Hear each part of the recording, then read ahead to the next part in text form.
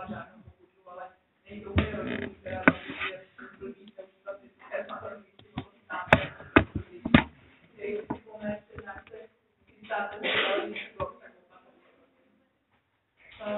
citáty obecně nevím, jestli vám to bude zajímat. Tak mě zajímal váš názor na tu stránku. Já jsem našla na Facebooku stránku, která se takhle jmenuje. A chtěla bych vám zároveň něco říkat, něco neděláš. Což je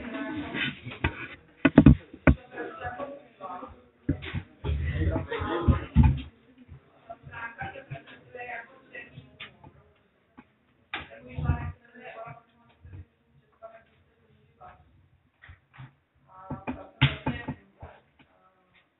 zveřejnila jsem články,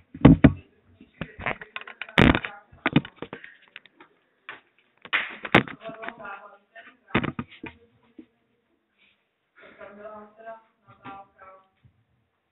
No a prostě zjistila jsem, že to je stránka, kde se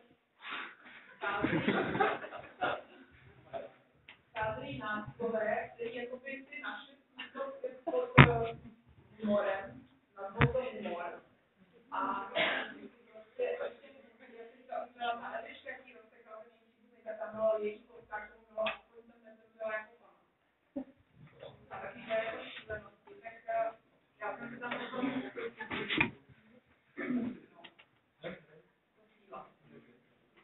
já bych tam zkoušela zjistit, kdo to publikuje a samozřejmě nechtěli zvýšit anonymity a naopak jako by navštívili na můj blog a můj Facebook a začala opravdu drsná kyberšikana, vyrobili asi tak 200 mých krásných koláží.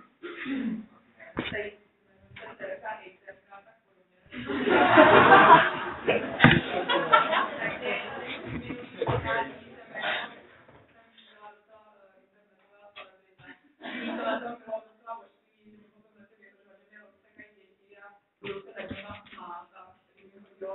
Mi chodilo nějaké takové 200 SMS-ek, židovská svině, píšlo a tak.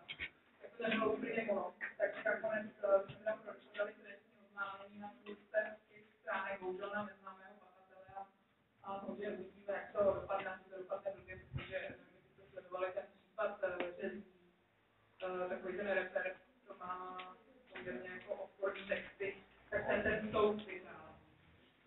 Takže od té doby